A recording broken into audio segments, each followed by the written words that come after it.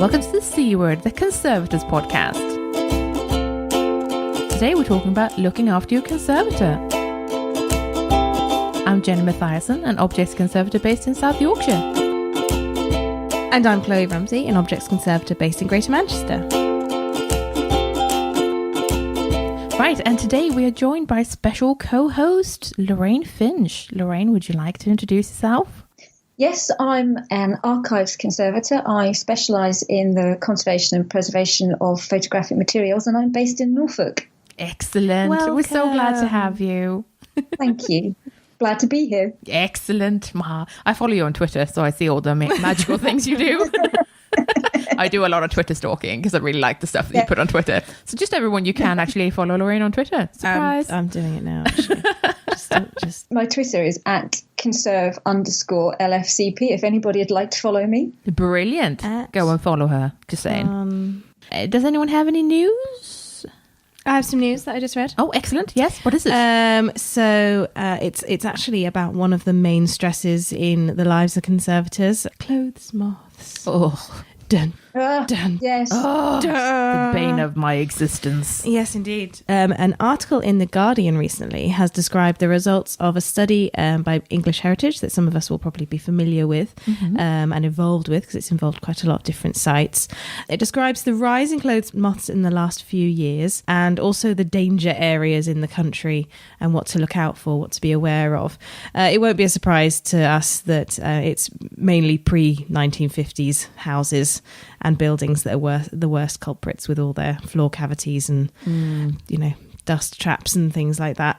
But I was surprised to read that the East Midlands in general is by far the least affected by clothes moth. So if you're there, you're probably all right. Wow, lucky people. And if you're not, then tough. Then get loads of pheromone traps. yeah, exactly. Yeah, and as we are not in the East Midlands, I'm getting pheromone traps. Oh yeah, I've got loads. There was a lady on Radio 4 talking from English Heritage, and she was talking about the 100% increase in clothes moths in the last 5 years, and she was talking about her book called Pests in Houses Large and Small. Oh, wow. Ooh, excellent. I'm going to have to look into that. Bro, I didn't hear that one, actually. No, yeah, that's amazing. Scary. 100. Oh, God. Goody. Fun times. Okay, probably enough about moths there.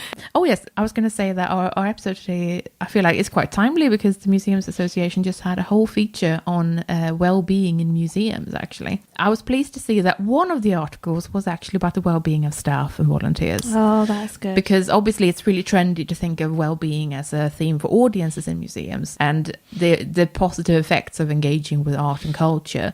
But I feel like something that gets sidelined quite a lot is actually how we should look after our staff and our volunteers.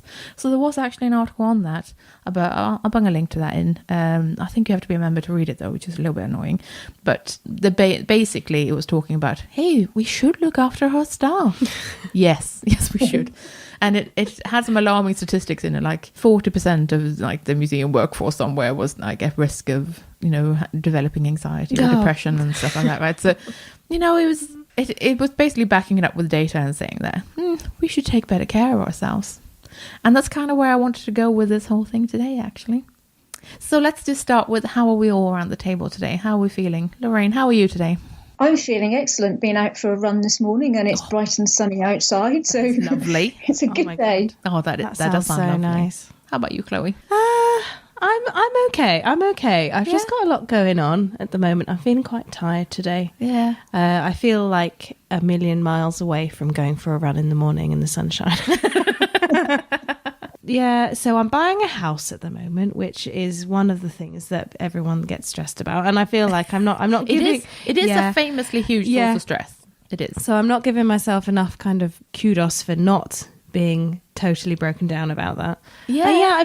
There's exhibitions, there's no time for them. Yeah. There's a million objects, there's no time for them.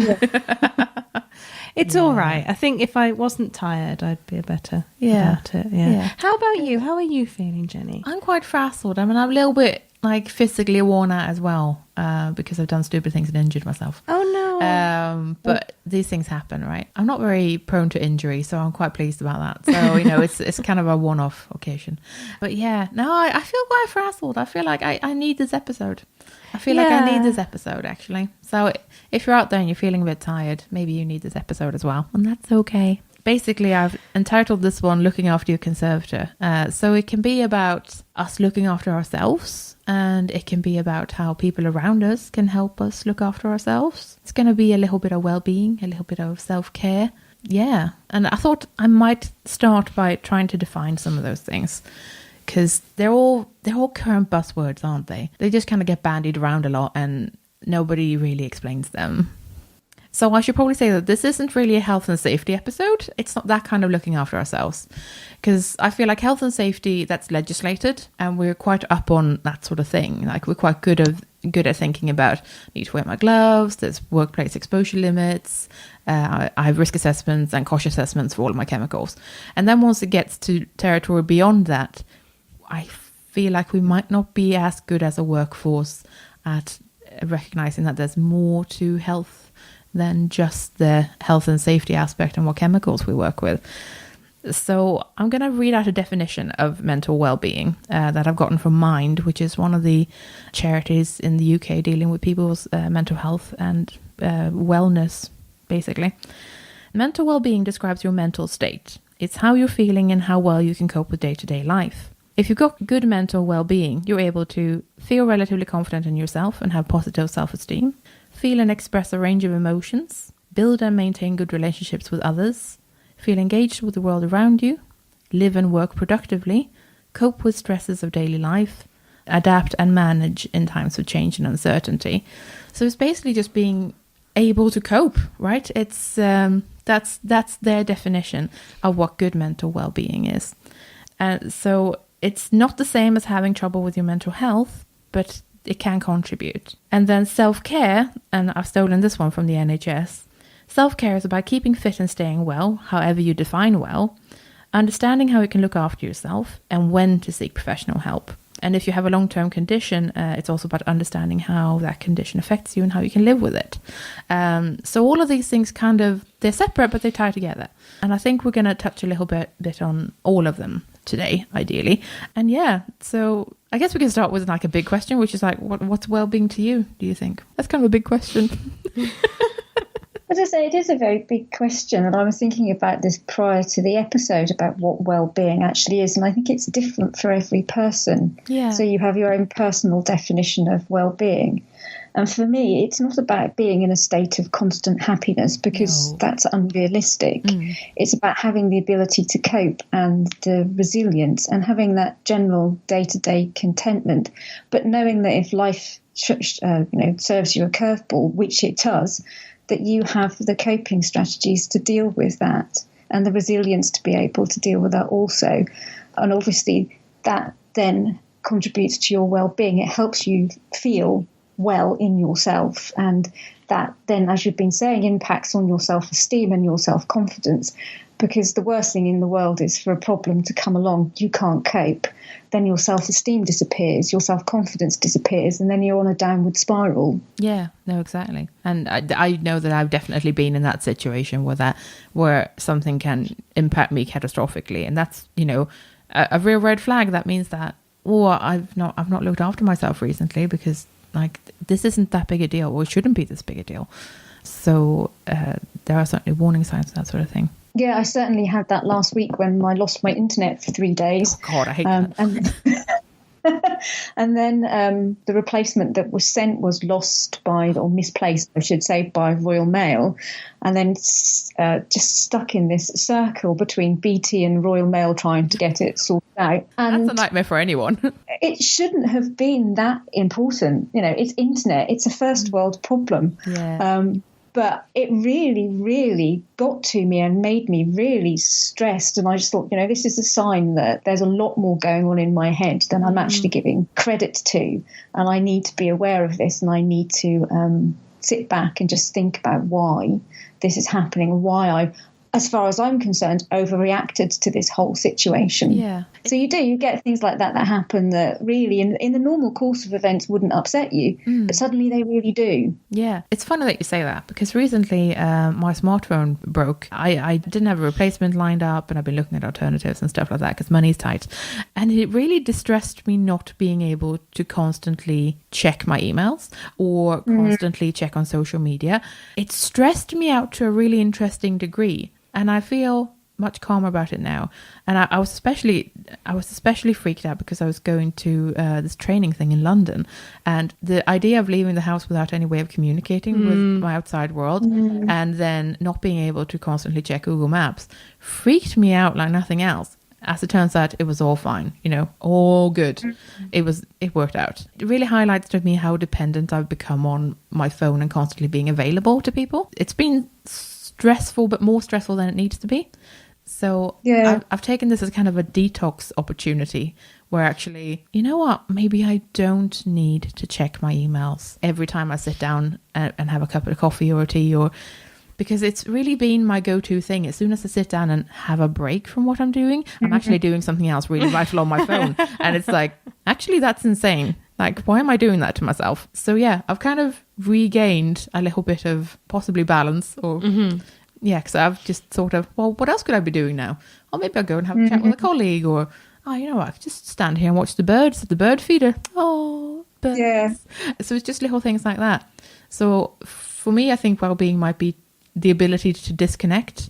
It's good for everybody, but isn't that interesting? Because being able to contact people via your mobile phone and social media is good for your well-being because you have that sense of connection with others. But on the other hand, that constant ability to connect with others is bad for your well-being because it actually stresses you when there's nobody there, stresses you when you can't do it, and stops you from appreciating, like you say, the birds on the bird feeder. Yeah, and actually this came up. There was a couple of weeks ago, there was a museum hour which was all about well-being, actually. It was really well attended and really interesting to see. And something that someone did bring up was that maybe social media does help us to stay connected and helps us feel less lonely. But at the same time, and I think this was especially brought up from an emerging professional's point of view, but you always need to be seen, you always need to be there, you always need to be posting something, you always need to be interesting, or people forget that you exist.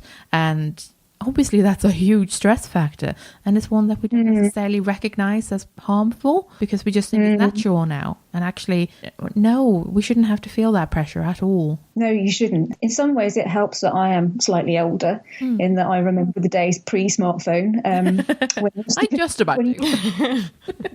When you used to get around without Google Maps, I think being slightly older, it helps in that I don't use my mobile phone so much to stay in contact. And I have that memory of the days before they existed. Yeah. But even so, I find myself getting dragged in, and more so.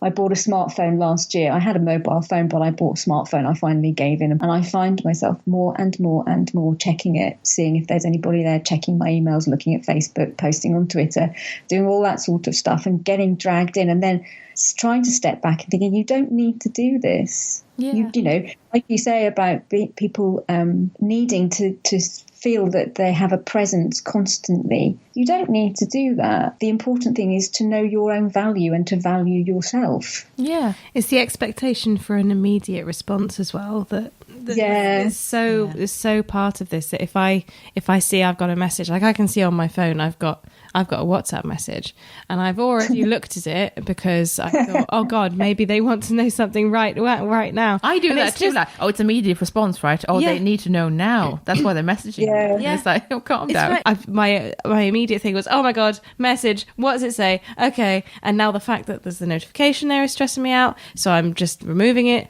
And that's not. Does it help? I don't know. Yeah. But then if I didn't have my phone, I'd be constantly frightened that some emergency was happening and I couldn't do anything about it. No, it's a weird thing because I do feel like I'm unreachable, which is not true. There are loads of ways that you can reach me. It just won't be as immediate. Yeah, it's the same thing with email, isn't it, though, when you're at work. You get an email about something at work and you feel you need to get an immediate response, which then takes you away from whatever bench work you're doing, exhibition preparation, or whatever piece of work that you're on. And so you get stressed about that. So that's another stress. And I find that what I try to do about that is I set aside an hour a day where I'll do the emails, and other than that, I won't look at them. That's a really good idea. That's such a healthy attitude. Yeah, that is really good, actually. I think it's easy to get caught up in other people's stress, especially if the tone of an email is very tense. Like, oh my God, I need to send this funding bid by 5 p.m. and I need your elaborate response right now because I haven't planned ahead and I haven't thought to ask you before this exact moment in time. Please help. What's well-being to you, Chloe, do you think? What helps you? So, I don't know. I don't think that I'm particularly good at the well-being thing. I think I'm not either. But I feel like an awareness of the issues is the first step. Awareness of the need for well-being is the first step. And I feel like I'm getting there with that first step. I'm a person of quite high anxiety. I've never considered myself to have an anxiety problem. And I've realized in recent months that whatever is happening in my life, I always feel a little bit overwhelmed and like I can't cope. Mm-hmm. But I don't know what the sort of, it's not often all that much about work. Like at the moment, I've got a fantastic job. And obviously this time, last year, over a year ago now, I suppose, I was looking for a job and I was facing the end of a contract, and that was what was making me feel overwhelmed and like I couldn't cope. And now I'm probably buying a house, isn't it, really? I don't really know. So I think I'm aware of anxiety issues. I'm aware of where it comes from and what exacerbates it. But I'm still at the stage of working out how to manage myself. Like a parent managing a child, really. I feel like that's what I'm doing. You know what? That is what self-care and well-being is about. Like you need to know, you need to get to know you, and figure out what makes you tick in some ways and what helps you. So it's kind of having that little dialogue with yourself. Like, is this making me feel better, or is this possibly making a problem worse? Or because nobody can tell you what well-being is to you. Like we've already said, it's personal to everyone. So it's whatever works for you. For some people, it's like high intensity workout. Yeah, I feel really energized afterwards. And like, that's, a form of self-care for them. And then, it might be reading a book in a hammock for someone else. Oh, that sounds nice. I'll have that one, please. Though I say I'm going to the gym. I haven't had time to go to the gym for like 3 weeks. I know that feeling. So I don't know, maybe that isn't helping. But when I was going to the gym, I did feel like it was a good process because it takes you out of the house and it takes you away from what you're doing, and you can't look at your phone because you're supposed to be doing other things. Yeah. And it is something once you've done it, you feel like you've done something good for yourself. Yeah. But then reading in a hammock sounds glorious. Well, it can be both. So I posted a kind of Twitter straw poll a while ago, and I asked, what could improve your workplace and day-to-day working environment in terms of well-being? And I had 4 options, because you can only have 4 on Twitter polls. One was more tea breaks. Another was colouring in during lunch. Another one was a spot of on-site yoga, and a petting zoo on standby. And the winners were definitely the petting zoo and the on-site yoga. Yeah. They were the clear winners.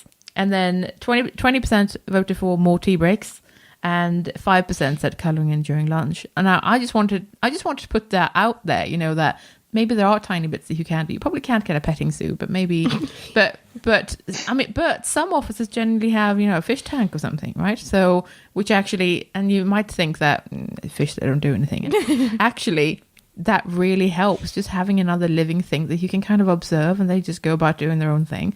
There's a reason they're in dentists, waiting rooms, because people are very anxious there. But oh, look, fishy. Makes it all slightly better. I sometimes dog sit for my mum's dog, Harry, and Harry sometimes has to come along to meetings with me. That and the amazing. change in the meetings is huge. They're suddenly so much more relaxed and so much more gets done. It's fabulous. I mean, I could thoroughly recommend having an animal around. I mean, for me, particularly dogs, because I'm a dog person.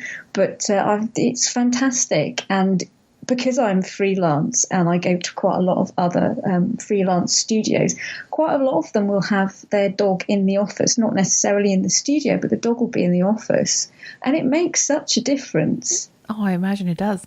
I'm looking at my manager at work right now. I'm looking at you, Jenny. And I'm saying, hey, do you think maybe Ruby would like to come to the lab? I think she'd have a lovely day. Yeah. I'm saying, I think it would be lovely. Harry sometimes comes up into the studio and he just lays under the bench. He just lays asleep, and keeps my feet warm in the winter, which is fantastic. That's a good thing about a dog, because a dog will stay put. I feel like a cat would be slightly obnoxious in the lab, sleeping on top of what you're trying to work on, pushing you'd things lay out over, an object and then you running walk away with the swabs. It's like, so maybe choose an animal that is suitable to your environment. Yeah. A dog with short legs. A lot of conservators are lone workers, which is not good for your mental health.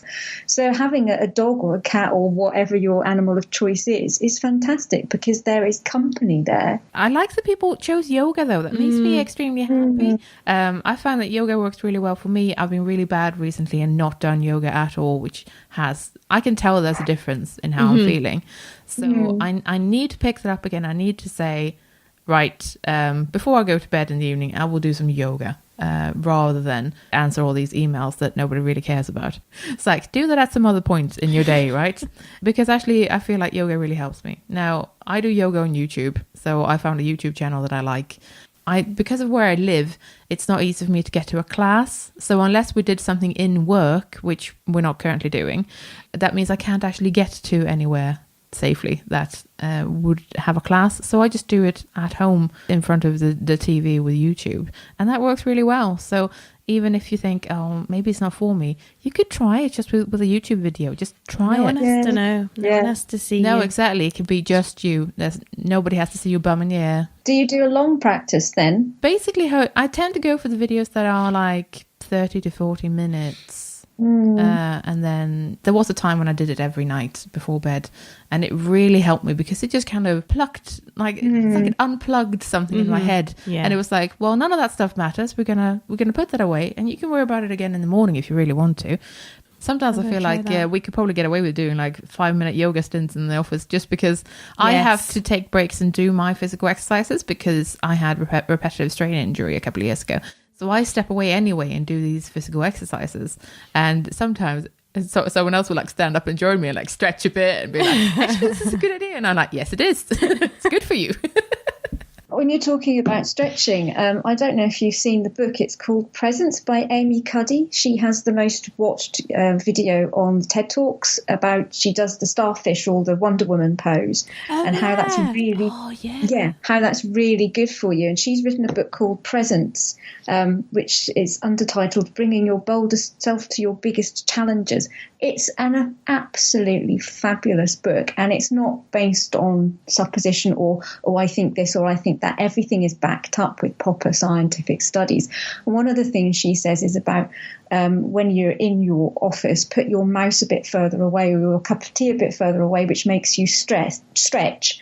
And the more you stretch and the bigger you make yourself, the better that is for your self-esteem and self-confidence. It's a really good book. Oh, amazing. Oh, that sounds really good. Basically, you watch the premise of the book is your posture affects how you feel about yourself. So the more bigger you are, the more you sit up straight and push your shoulders back, and all of that affects your well-being and your self-esteem and your self-confidence. It is absolutely fantastic. That's fantastic. I like that. That is amazing. I'm thinking now of my dancing little hobby that I do. Slash other career. What sort of dancing? It's belly dancing. And one of the main things, because I'm not a dancer other than a belly dancer. I've been doing it over 10 years, but I didn't ever do any other dance. So I've done a lot of work on my dance posture, and dance posture is something that's very often covered in higher level belly dance classes. And there are often times at the beginning of classes when you will take a good 10 minutes to work on your posture and just stand right. And I have found I am much more confident in my dancing when I sort of focus on switching all of that on. And I know it has a lot to do with professionalism and confidence in my ability as a dancer. But I'm really interested in what you're saying about general sort of underlying confidence as well. It's interesting because in Amy's book, she says if you are working with somebody else in an office situation or a bench, is to have a buddy, and every sort of 5 minutes or so, or sort of every 15 minutes or so, check in with your buddy. So your buddy says, oh, you're starting to slump again, because we all fall back into our habits, don't we?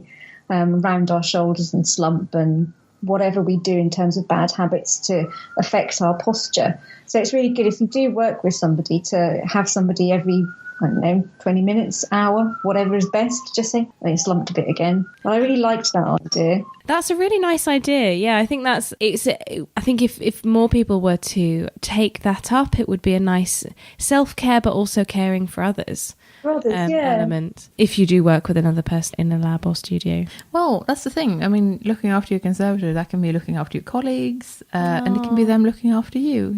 Sometimes this is a team exercise. Just to remind yourselves. I think that's especially true with things like tea and coffee breaks. I know that I keep going on about this, but this is because I'm Swedish. I'm going to explain why. This is actually something that Janet from our last episode brought up, that they're now doing Swedish fika in their office. And basically what this is, in Sweden it's practically mandatory to have a coffee break in the morning and then afternoon. And these are called fika. It's when you have tea or coffee or whatever you want to drink.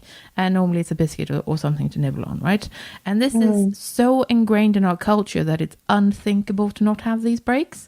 They are mandatory and they are social engagement times. So they are times when you sit together it can be a family or as colleagues, and you all have a break together. There's none of this, oh, I'll just finish this. No, you're putting it down now. We're all going. The kettle's on. Yeah. What are you doing? And I find that this doesn't exist so much here in the UK. And I feel like it ought to, actually, because people are terrible at taking breaks. That's something I've taken away from a lot of workplaces I've been to, even if I've just visited them. It almost takes a special occasion, like, it's someone's birthday, or we have a special visitor today, for anyone to go away from their bench or their desk and actually take a break. Because, you can drink your coffee with your laptop at your desk. Actually, that's not good for you. That's not a break. That's you inhaling a liquid whilst you're answering your emails. That is not good for you. So actually, I think there's something to be said for having a proper break, making it a social occasion.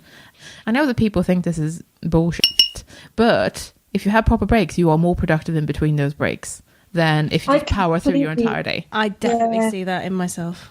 Definitely. Yeah, I completely agree with you. It's very important to get away from your desk, your bench, whatever, and just have a 10 or 15 minute break, or longer if that's what you need, because when you go back you are far more productive. And it's not just about productivity, it makes you feel better.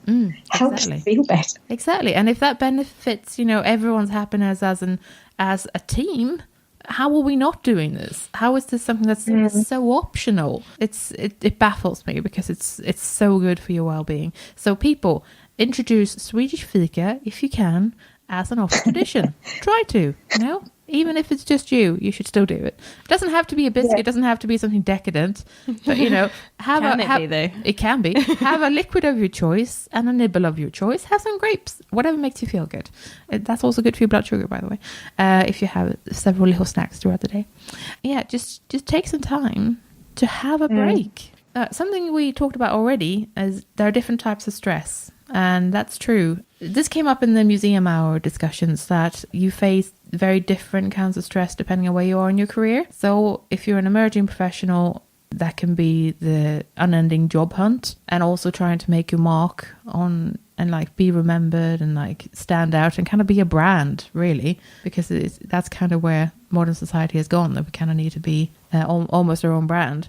And then that also ties into being unemployed, because that's very difficult if you're looking for new jobs. That can be very hard. But there's a different kind of stress that exists in the kind of permanent, luckily, staff member as well, because there tends to be a lot of this attitude of make, do and mend, and, well, we have to keep the museum open even though we're having budget cuts, so you're just going to do 3 people's jobs now rather than your own job. And there's a lot of that sort of stress going on as well, and I don't think there's the recognition from necessarily management staff, for example, that these different groups have different types of stress, and that they are all very serious. You've also got people who are freelancers, and we are now making up more of the majority. In fact, I think we are now the majority of conservators in the UK. The majority are self-employed. So you have the stresses of being quite often a lone worker. Then you have issues around cash flow, because that can be awful. I mean, I can be 3 or 4 months behind in getting paid by clients. Mm-hmm. And then there's also the stress of finding or thinking about, oh, crikey, you know, when I finish this job, I've got no jobs lined up. What am I going to do? Yeah. Or 2 months coming in at the same time, and you work on your own, and you've got 3 months worth of work to do in 2 months. Yeah, precisely. So there are loads of different types of stress levels that I think we all need to recognize are there, and we need to perhaps stop being so stiff upper lip about it and be less, I can't complain because I'm so lucky to have a job that I can't possibly complain about the fact that they've cut the 2 other Conservator posts and I now do 3 jobs. No, you are definitely allowed to not think that's okay. And you need to take care of yourself. So it's you before work, actually, because, you know. It is, yeah. You're important. I was thinking about this morning, about asking for help, how we do soldier on and we pretend that we can do a particular job. Somebody might ask you to do something, you've never done it before, you don't know where to start, you don't know where to get the information from. And most of us, I think, are very guilty of not asking for help and saying, well, actually, I've never done this before. Can you give me some guidance on that? Yeah, I think there's certainly a problem in conservation in museums. Actually, I'd be interested to hear if there's a sort of similarity in this sort of respect in freelance conservation, with there being a lot of core work that needs to be done all the time, just maintenance.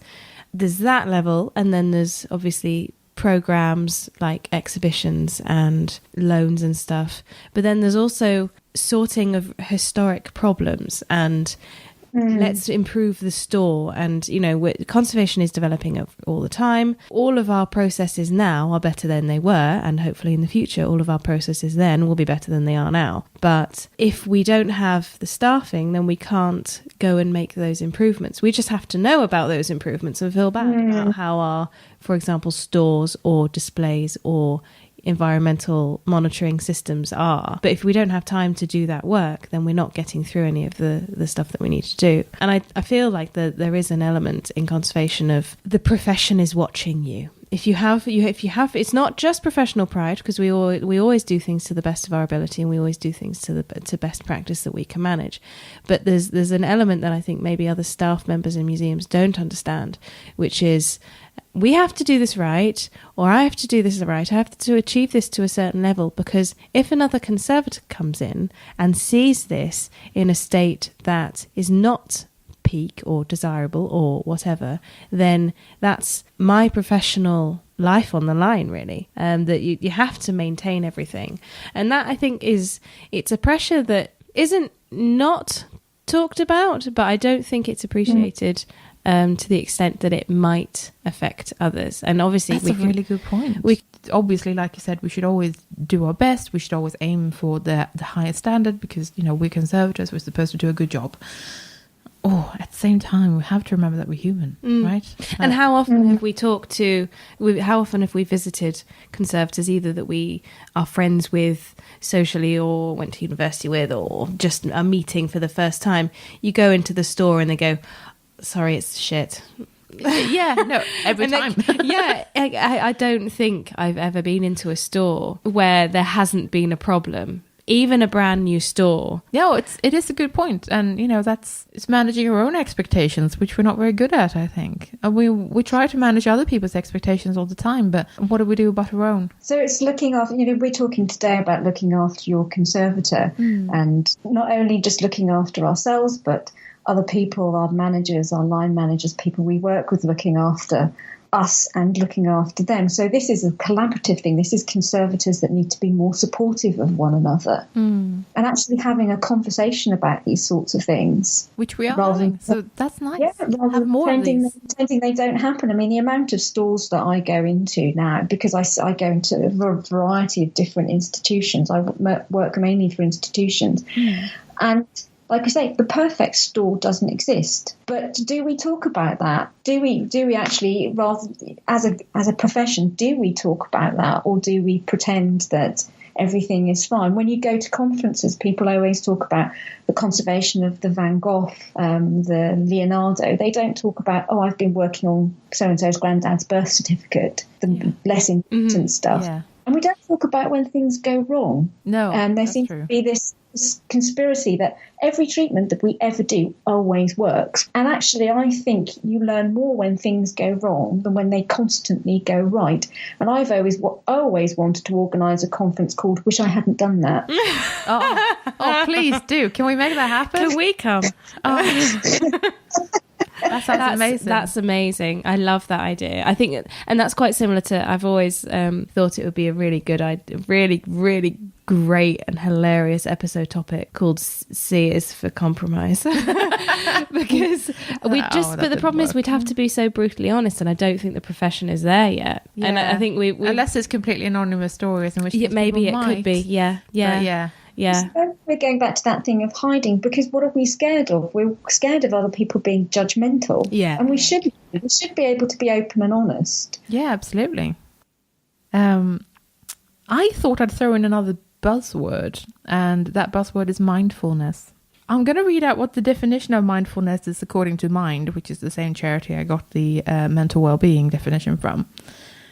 Mindfulness is a technique which can help people manage their mental health or simply gain more enjoyment from life. It involves making a special effort to give your full attention to what's happening in the present moment, in your body, your mind, or your surroundings, for example, in a non-judgmental way. Mindfulness describes a way of approaching our thoughts and feelings so that we become more aware of them and react differently to them.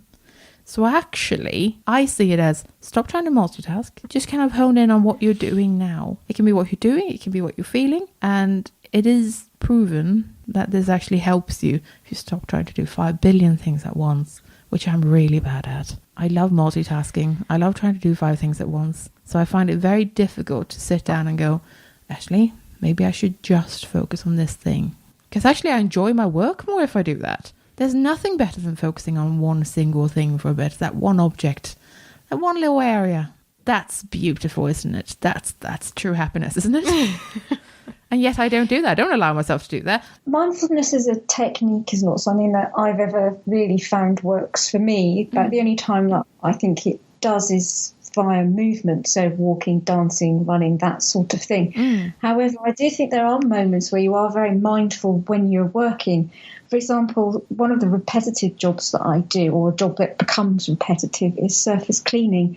So when you're cleaning the surface dirt off paper, and you've got 60 objects to do, you do one, and then you do number 2, and then you do number 3. By the time you've got to number 15, it's actually become quite meditative and therefore mindful. Yes, exactly. No, I know exactly the state of mind that you mean, and it's wonderful. So there are moments in the studio when you work that become quite mindful, just naturally because of the type of work that you're doing. Maybe mindfulness is built into conservation and we just forget about it. I think it also means different things to different people as well. I think. Oh, yeah. I've been to one. I think I'm quite far away from mindfulness as a specific technique generally.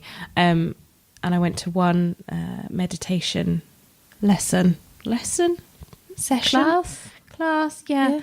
And I think I could sort of see the benefits as we were going. I thought, okay, so I see where this is going, but I found it very, very difficult. It's interesting that you say that, because meditation does not work for me. Does it not? No, because I find it difficult to go quiet.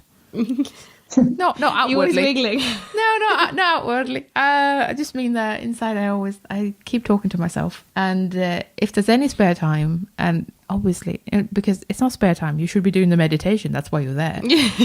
But somehow my brain just goes, quiet time. Let's make some lists for tomorrow. No, let's not do that. And then, yeah. I wonder if I'm doing it right. Is this what I should? Oh, now I'm thinking about that. Oh, no, I should. Okay, maybe I could count. Yes. What am I counting about? Oh, am I at 8 or am I at 10?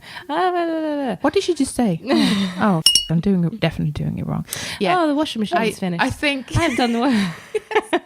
So I think maybe you and I aren't ideally suited to meditation as such. Maybe we should try. Maybe we should try Should again. We challenge ourselves maybe we should try month? again. We should try and again. in some time. Let's see if You're looking at me like, don't say this. We're not doing it. No, Maybe go we should ahead. try. I'm open to the challenge. Should we have a challenge? Okay, we'll have a challenge. We'll have a go. What is the commitment bit to this? Do we have to take a selfie? I think maybe that would take you out at the moment. Well, yeah, before we start, or like before and after. Frazzled, calm. Frazzled, calm. I think maybe we should do 1 month Okay. where we try and do meditation twice a week. Can it be May? I mean, this episode is out in May, so it's fine. I'm just saying. I don't have time in April. You're too busy. I don't have time in April. See, this is the problem. And this is Yeah, why it can be May. I need to take care of myself. Would you like to join us, Lorraine? Meditation. I do meditate. Do And you? I like the fact that meditation has changed, whereas when I first started, it was quite rigid in that it was empty the mind, don't let anything wander in. Yeah. Now it's, if things wander in, just watch them wander in and then watch them wander out again. And if you are sitting there going, right, okay, well, I need to get some bread. When I get the bread, I don't know what brand they have in the shop now. I wonder if they have that brand. I think I might make some nice toast for that. Well, I don't know. If that's what the conversation is that you have in your head, you just watch that conversation and then you go, oh, you know, I'm thinking about toast and bread and going to Sainsbury's and the list of things that I need, and just try and push that to one side and then let your mind focus on the moment, and then something else will wander in and you'll be thinking about how many birds there might be outside, or the fact that somebody's going past with a noisy car engine, but you just let that go in and wander out again. And I find that, because I only do a 10-minute meditation, I don't do a long meditation, that it takes about 7 minutes of that wandering in, and then the last 3 minutes are just glorious. Oh, wow. Do you use an app? I'm just searching meditation apps at the moment. Headspace, that was it. Have you heard of that one? I have heard that Headspace is fantastic. Okay. Well, you can tell that we're technology people because we immediately started looking at apps for this. Yeah, sorry. Well, I mean, it's something. How did you get started with this, Lorraine? Out of curiosity. Out of curiosity, yeah, I had depression because of work in 1998. I had a very serious depression, and where I worked had a Buddhist group, and I used to join the Buddhist group for meditation. Oh, that sounds amazing. And I found it absolutely fabulous. I found no benefit on the day that I did it. The next day, absolutely amazing. Wow. Felt completely different. That's so cool. Oh, I love that. Yeah. That's amazing. That's such a fantastic idea as well. Yeah. Which is why well-being, this whole conversation is really important to me about well-being, because since the depression, it was the worst thing that ever happened to me, but also the best thing that ever happened to me. And I've always been very interested in self-esteem, self-confidence, well-being, resilience, all the new buzzwords. And I've done quite a lot of reading and research on the subject as well. I wouldn't wish a depression on anybody, but it was the best thing that happened. You know, I not to overshare, but having come from that background as well, I'm sometimes firmly of the belief that sometimes completely breaking is actually good, because you can actually mend yourself again, which sounds traumatic, perhaps especially as a conservator. You need to smash it so you can rebuild it. But actually, it's not the end of the world, and you can come back stronger. And it's so important. And I've had depression and anxiety problems in the past, and I feel like I don't have them now. I have different issues now, different and new issues, but I do feel like I'm better off for it, because I learned so much about myself and how I can cope with those different things. It's an important point that you make, though, about having depression and coming out the other side of it, breaking and getting better, or breaking and that being a good thing to break. Because if there is anybody listening to the podcast who is going through a really bad time at the moment, it might be helpful for them to know that actually, I know it's a cliche, but there is light at the end of the tunnel, and things can be even better when you get there. They definitely can. Definitely. I mean, it sounds weird, but I wouldn't go back to my pre-depression state. That wasn't as good. Like, what I am now is amazing. I'm pretty amazing, and you're pretty amazing. So, come on. We can do this. We can do this. We're all amazing. Yes, fantastic. We're fantastic. You see, everybody gets embarrassed, you say good things about one another, and people laugh and giggle and feel a bit embarrassed, but it's what we should be doing more. It is my favourite thing to embarrass people with at work, which is... No, it is, because I've built this in, and I always say it when I honestly mean it, but I do mean it often, and that's the thing. I will just rock up to someone and go, "You're amazing," and then like, you rock. And, I just tell them because I think they should know. And we're not good at telling each other. I absolutely agree with that. I think it's something that I've noticed in my current job is that I work in a 2-person team, and we're both just I think we're just nice people to each other, and we complement each other a lot. And other people, other colleagues who come in and see us working together, they've commented in the past, like, this is a really lovely working environment because you build each other up all the time. It makes so much difference. And also, just to go back to the mental health aspect, it's okay and it's encouraged to talk mental health at work. And that also came up during that museum hour. It's important to address, and it's okay. You would be surprised if you start having the conversation that, I'm very anxious, or I've dealt with depression in the past. You might find that other people that you never expected will come up to you and say, oh my God, I can't believe you said that, because I had that same problem 5 years ago. Or, oh my God, I'm so glad you said I'm having a rough patch. It might actually be that you're really helping someone just by opening up. It's really important to tell other people or speak about how you're feeling. Because from the outside, it might be looking like you're having a really good day, you love the job, everything's really great. But actually underneath all of that, you're really struggling to cope. If you don't tell people that you are struggling, then they might not see it. So if you're feeling brave enough to be able to say, do you know what? I've been really struggling for the last 3 months for X, Y, and Z reasons. That's a really good thing. Because as you say, you'll probably then find somebody else says, do you know what? I have too. Or 5 years ago, I had this problem or that problem. Let's talk about it. But if people don't know, they can't talk to you. So we've talked about some pretty heavy stuff. I thought we would talk about some ways of maybe coping with stress and that sort of thing. There are some really general advice that can help improve your well-being. And they are really basic things like make sure you get enough sleep. If you have a problem with your sleep, address it with your doctor, because getting a really good night's sleep is actually super vital to your well-being, and things can be fixed. For a long time, I struggled with sleep, and it was at the point where I kept passing out at work, where I went and asked for help because I couldn't understand why I kept passing out. And they tried everything, and eventually we did a sleep study, and it turned out that I had severe restless leg syndrome, and it meant that I never got a deep sleep. And you know what? With a couple of tweaks of the medication and taking iron pills, for example, it all got so much better. But I needed to ask for the help, right? We needed to figure out the problem. I needed to recognize that it was a problem. And it took me a long time to get there. But sleep is really, really important. So if you have trouble with your sleep, ask your doctor. It might not be that you have to take pills. It could be something really easy that you can do. But it's super important. Sleep is good. Eating things that are good for you is, it sounds really self-evident. But if you eat crap all the time, that is not actually good for you in the long term. It doesn't fuel your brain the same way, and ultimately it won't give you as much energy. That's not to say you can't have treats. Of course you can eat rubbish things sometimes. We're going to eat pizza after this. I'm going to be honest with you. But that's my treat. That is so good. It's not my standard meal. So it can be just little things like figuring out what fuels you best, because it does vary from person to person. Be active. We've already talked about things like, you can do anything from yoga to going for a run like Lorraine does. Being active really helps. It can be taking a walk with the last bit of your lunch break, like you've had your lunch, let's just go for a quick walk around the building. Even that can really improve your well-being and help release various chemicals in your brain that really help you feel better. And then be gentle on yourself. Try not to punish yourself too much. You cannot be a superhuman all the time. It's about learning how to switch off, learning what recharges you. It can be staring at birds or petting a stray cat. It's kind of stopping and smelling the roses, essentially. It can be turn your phone off when you get home so that you don't check your emails constantly. And a big one is start saying no to things. I know that we all want to be yes sayers because we want to be the problem solvers and we want to be the good team member who can always take on a bit extra. But you have to also say no sometimes.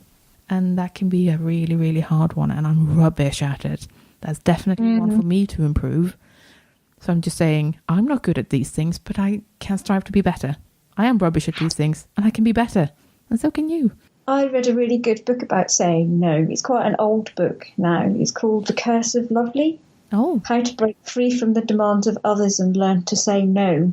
Really good book, really enjoyed it. I particularly liked her personal bill of rights which includes I have the right to say no. Oh, I like the sound of that. I really like that. That's something that I find very difficult personally. Yeah. And It's also outside of work, because you have to build in time to look after you. I mean, yes, say yes to things that you love doing, of course, but at the same time, you have to consider maybe what you're sacrificing. Do everything to have a balance, basically. how is that with freelance work, Lorraine? Is that where I'm imagining work and life is slightly less defined in that respect? How do you manage that? It is less defined because my studio is in my property, so you never fully get away from it, although I can shut the door on it and walk away. I've become much better at saying no, and as a freelancer, you do get quite a few time wasters. And I've become much better at identifying the time wasters and saying no to them very quickly. That's good. But there's only a finite amount of time in the day. And like you say, you've got to make time for yourself. You can't be constantly working. Somebody once said to me, you're a human being, not a human doing. I like that. Yeah. Right. I thought we'd talk a little bit about burnout now, which is a big, scary word. And for that, we've got an interview with Dr. Michelle Huws-Thomas, we will listen to now.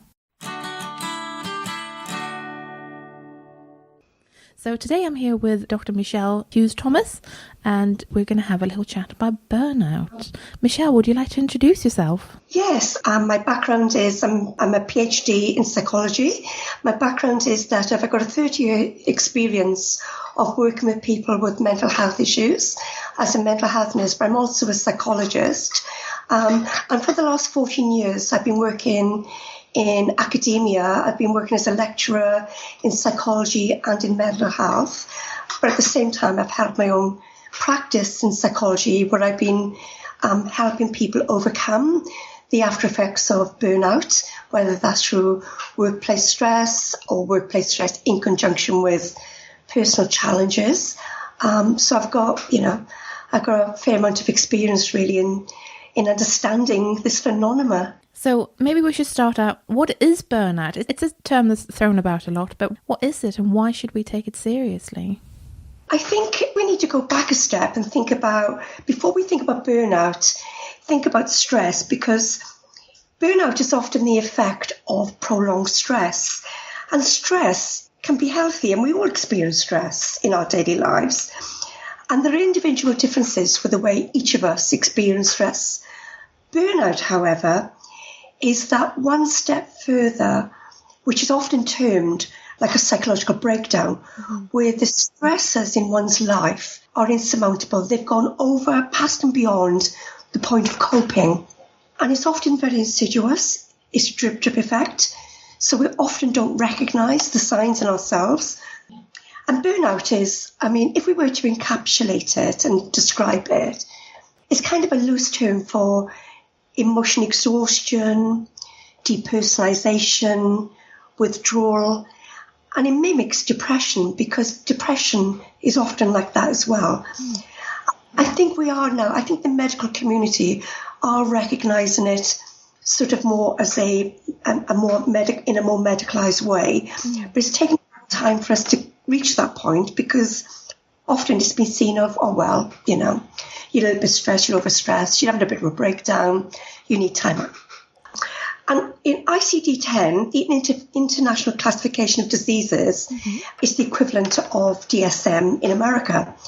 And DSM-11, which is coming out, I think it's this year or next year, they will recognise burnout as it's going to be labelled vital exhaustion. And they're going to categorise it as a condition which is, about the deterioration in everyday anxieties and stresses which undermine one's mental and physical health. And I think that's a way forward. And even though, some people are against diagnoses, because they can be labelling, I think it's really helpful to have something that, that is recognised because it is very pervasive, it's very insidious. And as I'll talk about, it leads to really detrimental mental and physical health effects. So the fact it's becoming recognised now in the medical community is welcome. What are some of the warning signs of what we now term burnout? I think the warning signs are, they creep up often, without warning. They sort of manifest themselves without a person being even, sort of consciously aware of them. And I'll just go through them that I jotted down in terms of the warning signs that are based empirically. So that means that these have been evidenced in research literature, but they're also warning signs that I've recognised within my own colleagues or within my students or within my, or sometimes within myself even. And the warning signs in terms of, I've broken them down in terms of behavioural, psychological, emotional and physical.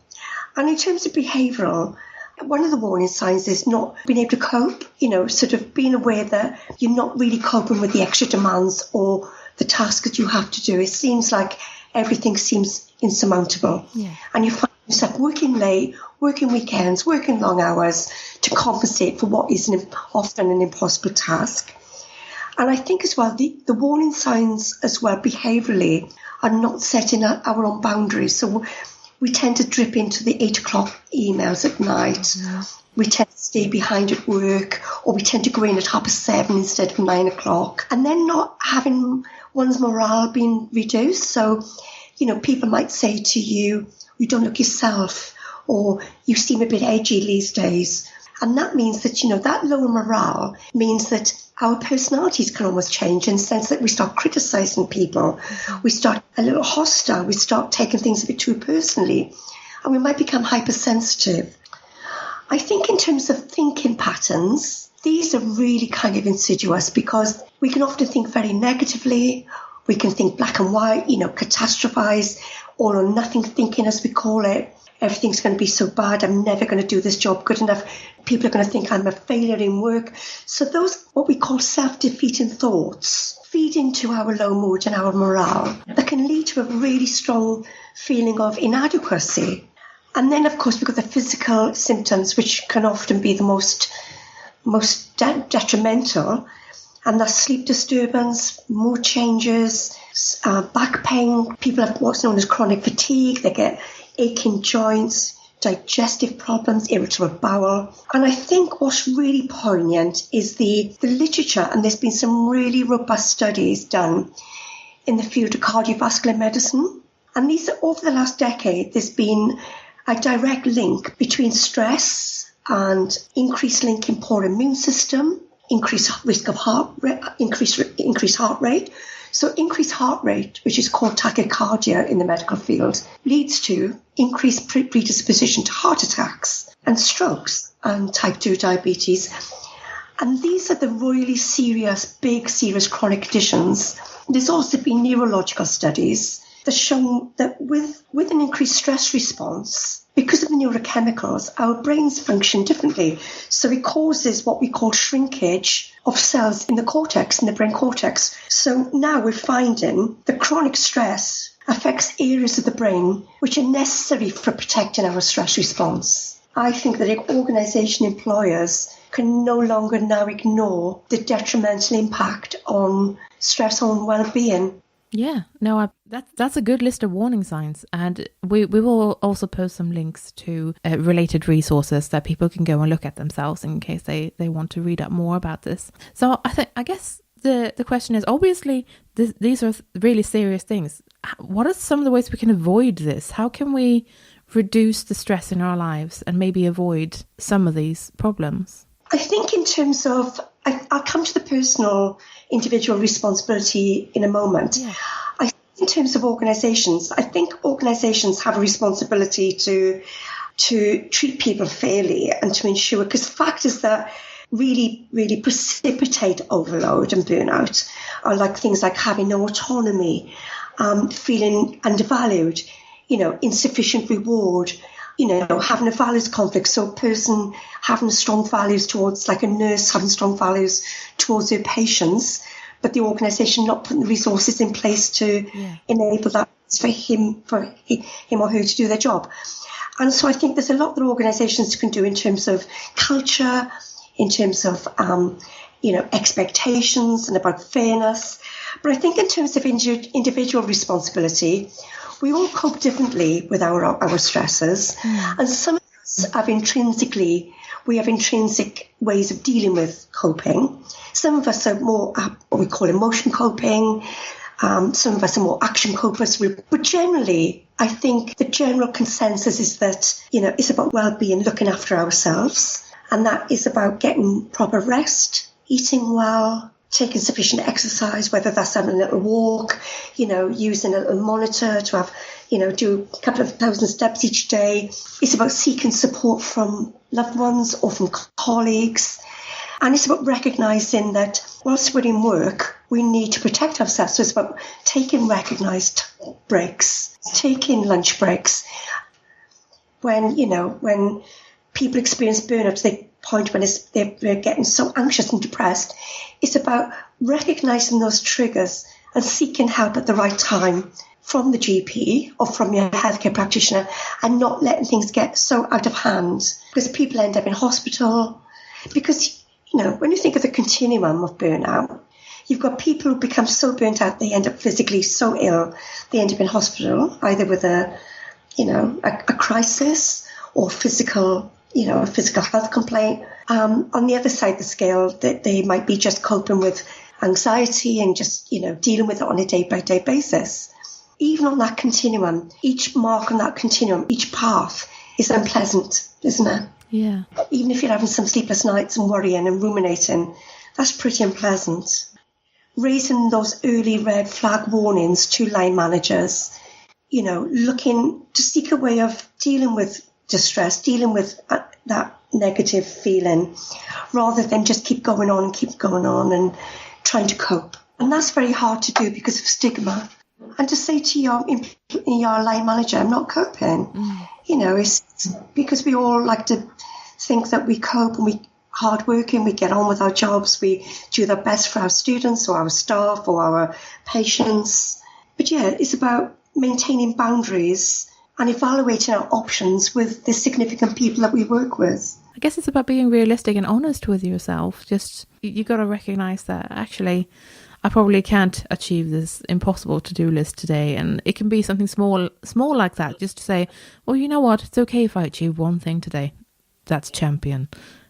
Say that we do suffer from a lot of stress and we may have had to have time off work. How can we bounce back after that amount of stress? How can we regenerate ourselves a little bit? I think, as human beings, we are generally resilient. We tend to be able to cope well, and I think we do, there is always hope and we do bounce back. And some people bounce back with practicing the techniques that I mentioned before, like, looking after oneself, seeking counselling, talking. I think for those people who are suffering more extreme burnout, then it's about recognising the triggers within themselves, whether that's accessing a healthcare professional and doing some education around, one's own vulnerabilities and triggers, doing like a little diary, if you like, about how much sleep I had last night, how did I feel today, what thoughts in my mind, like a little personal journal. It's almost like a self-monitoring of oneself. I think talking as well, because when we talk to counsellors or each other, we almost process our own thinking and our own emotions, and it rewires our brain.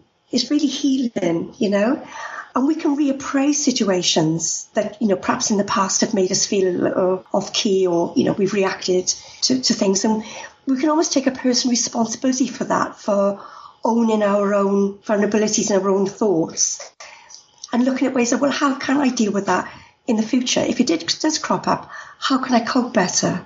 So it's almost like brainstorming what didn't work for you in the past. And I do this all the time, as part of my own well-being. And how can I deal with that in the future to stop me feeling sad, or to stop me feeling cross or irritated or hypersensitive? And some people may even need, to go to wellbeing services and seek, say, a short course of cognitive behavioural therapy or personal counselling. And I think as well, anxiety management is really powerful, whether it's through mindfulness apps or books. I'm a real firm believer in, sitting still, living with the moment and coping with our anxiety through, whether that's through meditation or through breathing exercises or through mindfulness. Each, we're all very different. I enjoy mindfulness. and it helps me at the end of the day. I only do it for 5 minutes at the end of the day. It helps me turn the volume down about my thoughts about the day. And so I find that really helpful. And I think, and again, the empirical literature, the evidence for mindfulness on anxiety is powerful. And I think it can help to put this into context. About 8 years ago, I got senior promotion and I experienced burnout. And I experienced it in all the ways I've discussed today. And my burnout was secondary to a role being huge. The task was too big for me to achieve in a 37-hour week. And because of my inherent personality of, wanting to achieve and to support my students and to support staff, I put myself in a situation where I was working incredibly over and above what I need to do for my well-being. And I recognised after a year, the impact on me. And I made the extreme decision and I left the job and went into another job. Now, that's extreme, okay? But it was the case of I recognised how it felt and it was very, very unpleasant. And looking back, I wish I'd gone for help sooner. I wish I'd gone to the wellbeing support centre sooner, but I tried to cope with it on my own. And the lesson learned for me now is not to cope on my own, to leave it go that far. When I leave my job and go for another job, it's just sort of looking at the triggers and thinking, hang on a minute, I need help here. So, yeah. Oh, thank you so much for sharing, Michelle. Yeah, you're welcome.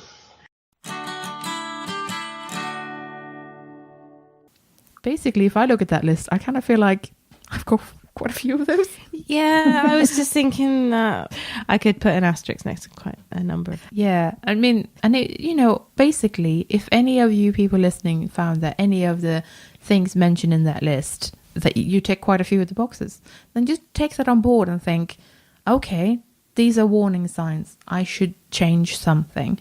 And that can be some of the little things that we've already mentioned. Really need to address this and take our well-being seriously, not just us personally, but we still need it to be a good workplace environment. We still need managers to take it seriously. Spot the signs in your underlings and make sure that you're there for them and that you can offer them alternatives. You got to look after the people that you work with. I think it's an important point you make about the mental well-being of a person and how that affects their physical health, digestive problems, headaches, migraines, back pains, shoulder pains, something completely unrelated. I mean, there are many ways that this can manifest, and some of the ones that you mentioned are, very, very common. I did a Claw leadership short course a few years ago, and at the end of one of the sessions, when we'd finished the 2 weeks and we were having like a tidy up session where we were talking about what we'd learned and taking those lessons away with us. The lady who was leading that day gave us all a little pretty bag with a battery inside. And I now have that pinned up on my desk, which is to remind us we need to recharge our batteries. Oh, I love that. Yeah. So it's just a little battery in a little pretty bag that I look at the battery and I think, do you know what? I will go out for a walk at lunchtime. That's fantastic. I love that. That's a really nice little thing. Yeah. Something that a listener actually wanted us to cover as well, because I tweeted about burnout, was the concept of rust out, which I'd never come across before. I've never heard of that. So I had to go and look at what rust out was. Rust out is the term occupational psychologists give to symptoms arising from jobs that leave people feeling apathetic, disinterested, and dull. So it's kind of the opposite of burnout in that your job is so monotonous and uninspiring and there's no stimulation whatsoever from your job that it becomes a stress. So that's the idea behind rust out. It's kind of if you have mind-numbing and repetitive jobs. And some things that conservators do can be. And I think not just in terms of bench work, if you do preventative conservation, it can be that, and there's like no CPD opportunities or maybe no real engagement from other staff members or from management level. I could totally see how rust out would be a thing, that you're just kind of stuck in a rut doing the same thing every day, feeling really terrible about it. And ultimately it means that, the productivity goes down and, you're not enjoying your job. And we're not, of course, just like we said at the beginning, well-being isn't about being happy all the time, and you don't have to have a good day at your job every day. There are certainly days when none of us like our jobs, but they should be days, they shouldn't be constant. So that's just one of those things to also be aware of, that aside from burnout, rust out exists. And I feel like there are many ways that you could get around that. You could have conversations with your managers about, look, I'm really feeling this isn't doing it for me. Can we change something? So it might be that you need to be proactive in that case and say, this is really getting me down, or it's really stressing me out, or that I'm doing the same thing all the time. It's worth having that conversation. And again, I suppose it ties into talking about mental health at work. I wonder if that's something that affects emerging professionals more than any others, particularly because they go for the project work, the 3-month, the 6-month project, which might be cleaning a library or dusting books. That's a good point, actually. Yeah, that's true. And so they're doing the same thing day in, day out for 6 months, because that's what they've got the fund, the people who are running the museum or whatever have got the funding to do. Yeah, like welcome to rehousing 6,000 specimens of mollusks. Yeah, mollusks. Yes. Yeah. In the same identical box and with the same tissue paper. Enjoy. Yes. Yeah, no, I could totally see it. What about managers? Do they need help? What can we do for our managers? Yeah, sometimes definitely. And something that came up during Museum Hour was that people really would like managers to have a little bit of mental health training, like just spot the signs, because not everyone's in tune with what the signs might be. So it could be that just kind of a really basic primer in these are the things to look for in the people that you manage that might suggest that they need a little bit of extra support, or that you need to have a conversation with them because they might be in denial.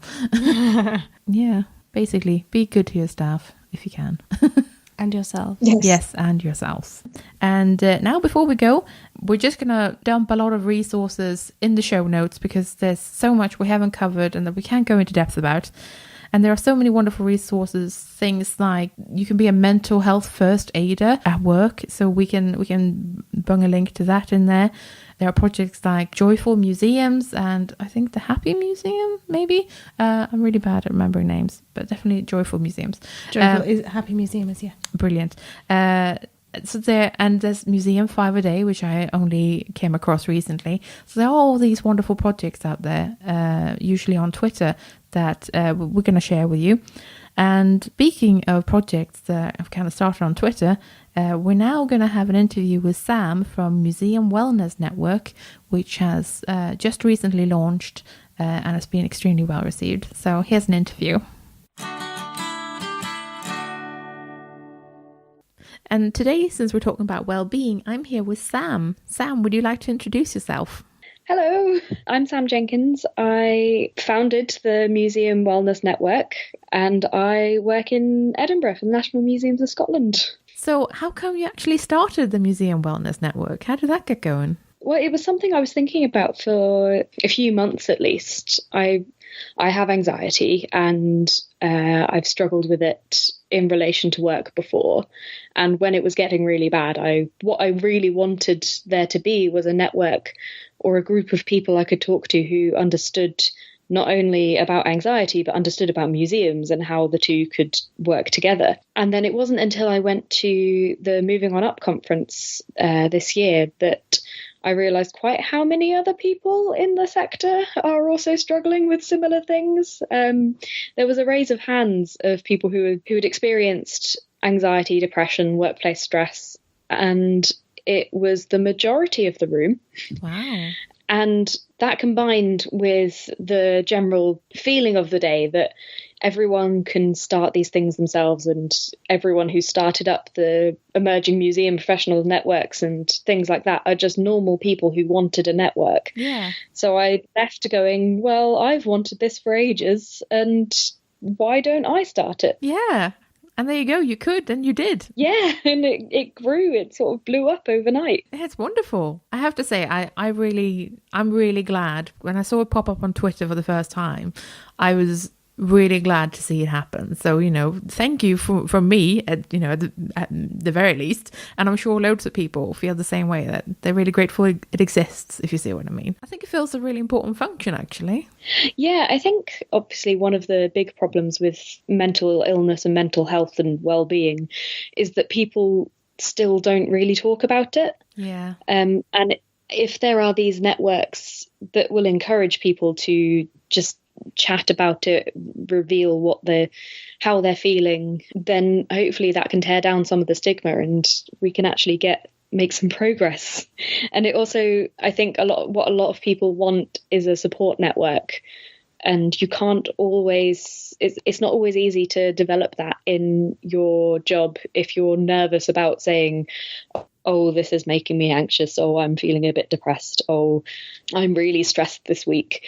If you think that might impact on how people in your work view you, it can be quite isolating. Yeah. So I think networks on the internet where at least there's the option of slightly more, where you can be anonymous, slightly more, I think it's just going to be a good thing, hopefully. Yeah, no, I agree. And that's what a support group is for, isn't it? So what sort of thing do you do as a network so far? Well, so far we've been putting out blogs on various issues and trying to raise talking points on Twitter to get people chatting. Yeah. In the near future, I'm hoping to start setting up informal meetups, physical meetups, Yeah. For people to actually find a support network in their area.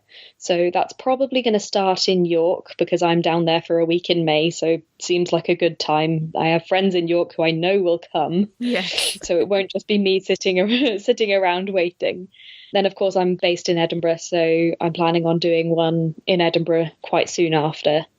And hopefully I've got people who are interested in helping in various ways who contacted me through Twitter or email around the country. So hopefully they'll pick up doing this in their area and we can get some actual physical meetups going. That's fantastic. That sounds good. I think there's something to be said for kind of companionship, if you see what I mean. Because if you can kind of relate to how another person might feel, that's so helpful. Because it's not, like you say, it's not always easy talking in your workplace about how you feel. And sometimes, even though people mean well, they might not be able to relate to what you're saying. Yeah, and I think it goes sort of the other way with friends as well. I know when I was really struggling, it was quite difficult to talk to my friends about it because they don't quite understand how museums work. Because when you think of it, they're very weird institutions. They're very, very stressful. But from the outside, it's like a swan. From the outside, it all looks pretty and amazing. And then no one sees us furiously paddling underneath. That's such a good comparison. I love it. So yeah, I think though people may have friends who understand the mental health side of things, they may not understand just how much your work can impact on it. Because to them, we get to just play with objects all day, or we get to wander around a museum. Yeah, and it's harder than that. Yeah, I do get that sort of reaction, like, oh, it must be very peaceful. And I think this is the least peaceful place on earth sometimes. You have no idea. Why do you think it's important that we talk about well-being and mental health as museum professionals? Well, I think, there's several large reasons, but with a lot of museums trying to move forward with their engagement with mental health and well-being, we can't really have a sector where we're trying to encourage the well-being of our visitors without actually paying attention to the well-being of our staff. Yeah. And I think that, there's a lot of factors to do with staff well-being, including that everyone is so against it for the number of things they have to do and budgets are low. And I think if we don't start talking about it and if we don't acknowledge it, then the sector's just going to continue to try and push for more and more with less and less until eventually there's just a breaking point. And if the entire sector's staff just breaks at the same time, that would be very bad. Yes, definitely. So yeah, I think it's important that as a sector we discuss staff well-being, because otherwise we can't really help with visitor well-being and we won't be able to continue. it's difficult for the sector as it is with all of the budget cuts, whilst at the same time we need to encourage more visitors and get more visitors in every single year. And if we don't look after our staff, then what's the point? Almost. Yeah. You're not going to have people being able to put in all of the effort that they've been putting in so far. So visitor experience and impact will go down and objects will get neglected. And I think it all comes in a nice little bundle of look after your people. Look after your people because they're the ones who make the organisation.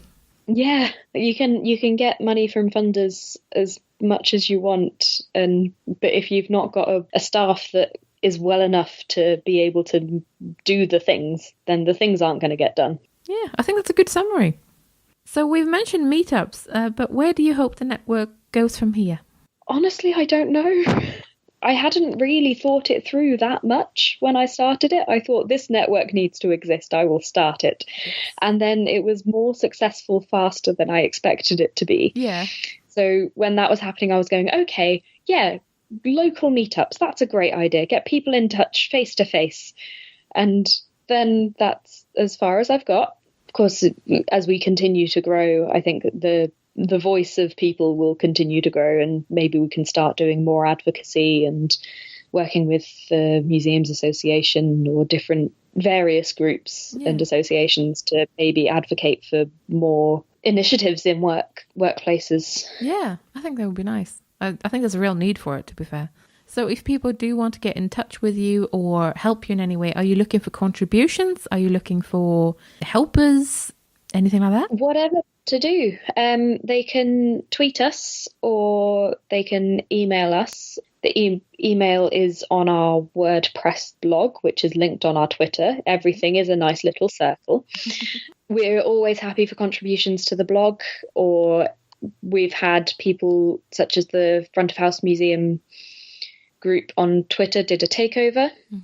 So if people wanted to do a takeover one day, then you're happy for that to happen. Usually it's happened once. We're happy for that to happen. Yeah, or people can contact me and to set up their own local meeting, or if they've got other ideas of what the network can do, tell me. Oh, that's really good. Okay, so get in touch with Sam, people, if you have any good ideas. Oh, well, thanks very much, Sam, for talking to us. I wish you best of luck with the Museum Wellness Network, and we hope to see loads of good things from you. Thank you very much. Thanks very much to Sam for talking to us. Today I'm reviewing Objective Lessons, Self-Care for Museum Workers by Seema Rao, published in 2017. What I instantly loved about this book is that it actually speaks our language. The author knows what it's like working in a cultural institution, has a museum background, and that's actually a really huge deal for a book like this. I haven't read a lot of self-care books, but I have read a few, and they can vary from too generic, mentioning office spaces and cubicle landscapes that are common to many modern workers but not necessarily us, to really specific advice but not in the right way, for example offering advice to new mums. This book is actively tailored for museum folks, and it really shows. Like many self-care books, this is for you to keep, use and fill in. It's not a book for your shelf, and it's not a book for your library. It's a tool that you should use.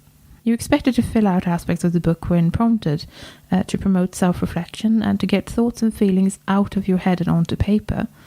These can be questions about yourself or where you work, but it's all about sussing yourself out.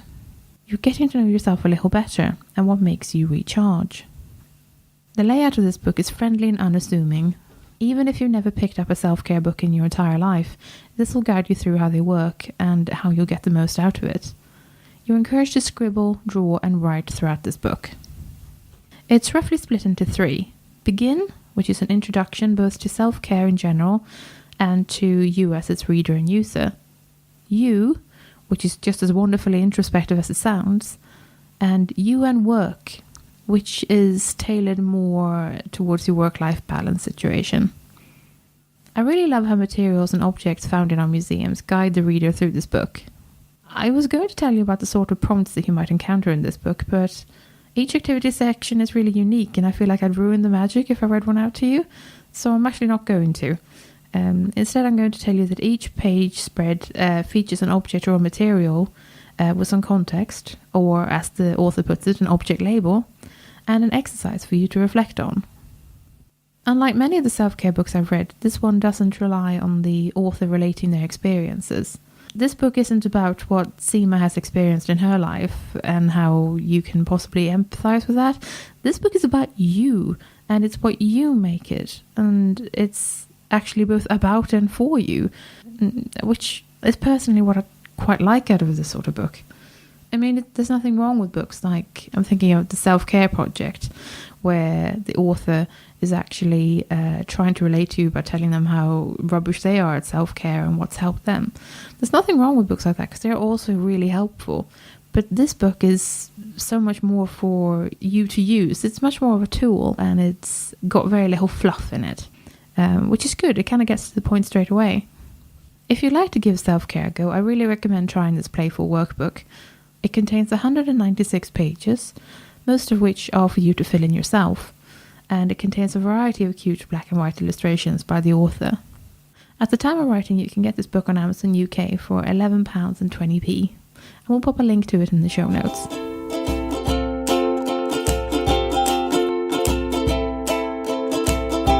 Thanks for listening. We're the C Word, and you've been listening to Lorraine Finch, Chloe Rumsey, and me, Jenny Mathiasen. Join us next time for an episode about international friends.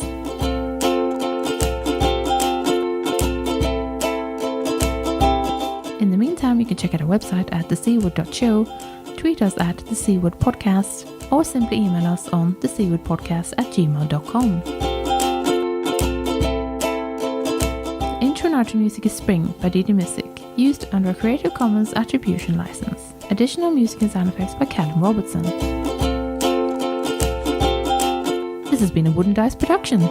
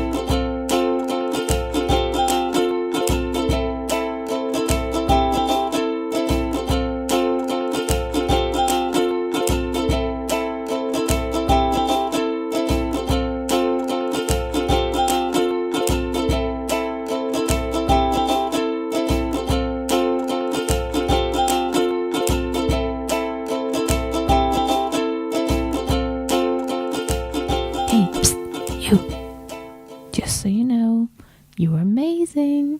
You can totally do this. I don't even know what the thing is, but you can do the thing. You can do the thing. Go you.